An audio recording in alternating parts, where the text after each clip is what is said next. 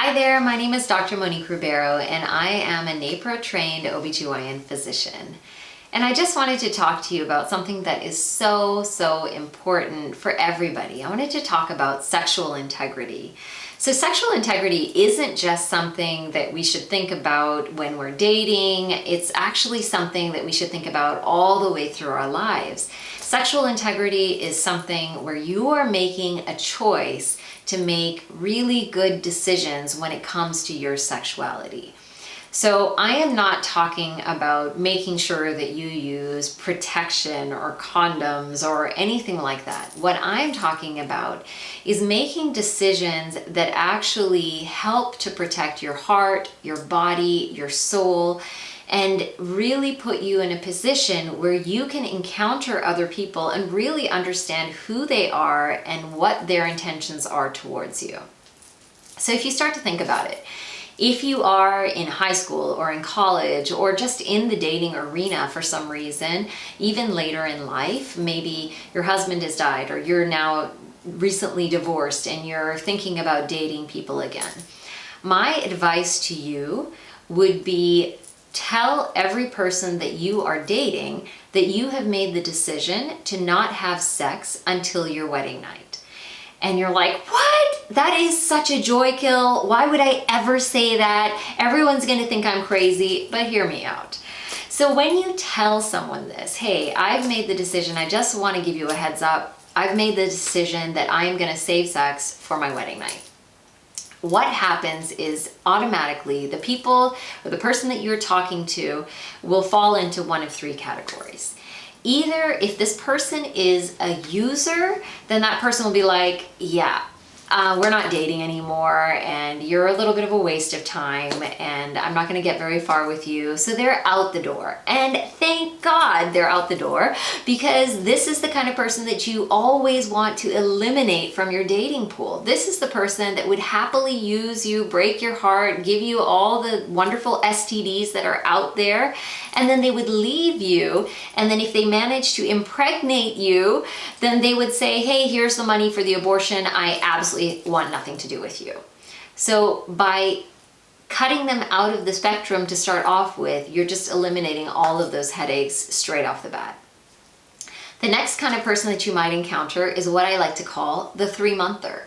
So the 3-monther is somebody who would automatically, when you say that, they'll be like, oh, of course, that's such a great idea. You know, that's really smart of you to not want to have sex until you get married. But they don't genuinely mean that. See, they will be on best behavior for about 3 months. You know, they'll want to meet your family, they'll want to go to church with you, they'll want to hold your hand, they'll be super respectful. But then at the 3-month mark, they'll start to say things like, hey baby, don't you think, you know, I've been with you this long.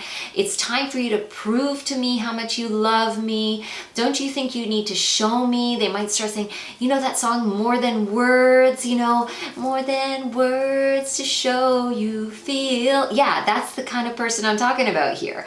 So that kind of person at the 3-month mark will start saying things like this, and bells and whistles should be going off in your head like, dee, dee, dee. This is the person the doctor was talking about. This is the 3-monther. And then you can say, no thank you, I'm not interested, and I told you from the very get-go what my intentions were, and obviously you weren't being honest about yours. And then you can move them off of your dating plate as well. Now, sometimes the 3-monthers will have a conversion, and that's a really beautiful thing, because for the first time in their life, they're encountering someone who is not in a relationship to use them. They're encountering someone who actually is interested in who they are, what they believe, what their interests are, and somebody who is trying to help them to achieve their goals and their dreams. And that is a really beautiful thing. So sometimes these 3-monthers in the midst of those 3 months will actually convert to what I like to call the good person. So the good person is somebody who is with you, and it's not that they're like complete saints, it's not that they can never make mistakes, but this person's intentions are not to use you or abuse you or harm you in any way. So especially when you're dating with these people, you can really encounter them in such a beautiful way. You can talk to them, you can share things about yourself and really get deep with the conversations and the questions that you ask, really have an understanding of what makes them tick and what is important to them. And that's so important that you can kind of communicate on that level with the person that you're considering ultimately marrying one day, right? You don't want to just get married to someone that all you've had is fluffy conversations that are about the weather or the very surface things, and you've never delved deep and you don't really understand what is important to them. So with this person as well, I would recommend, to try and avoid temptation, because even in this situation, you become super, super close. But if you're, in a situation where you're making out with someone, you're giving your body every single signal that you're planning on having sexual intercourse when that's really not your intention.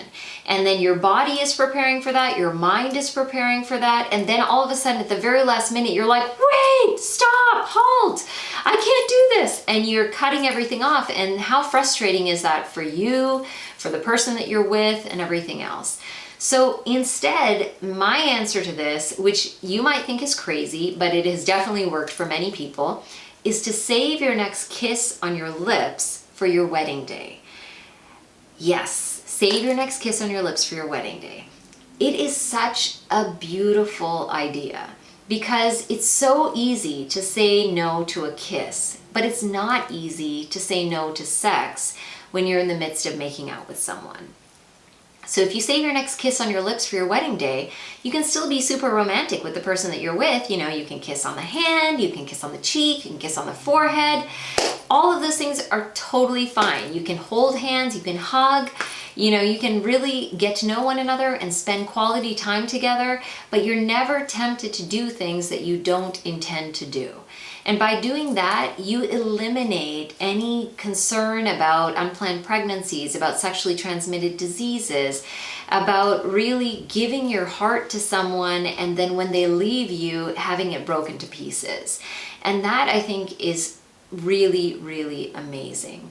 This gives you the opportunity to have the kind of relationship that you eliminate that 50-50 chance of divorce in the future. People who choose chastity, even if they've already made, bad choices in the past, if they change their relationship and if they choose from this point on, we are going to live in such a way that we are not having sex before we get married, those people actually have a 97% chance at a successful marriage.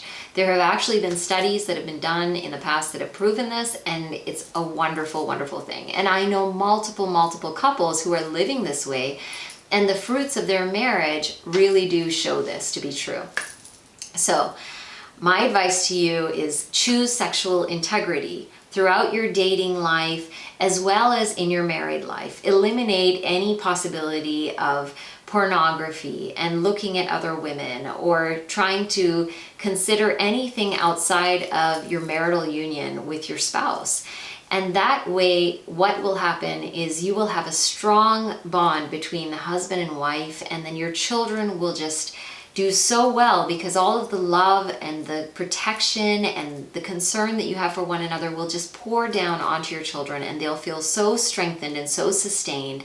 And it's these family units that build up our society and our community. So our entire community as a nation will actually be better and better and better. So choose sexual integrity and always make really good choices. If you make mistakes, always know that yesterday does not have to dictate what happens tomorrow. So you can always choose something new and something fresh for yourself. Be healthy, be well, and God bless you all. Thanks.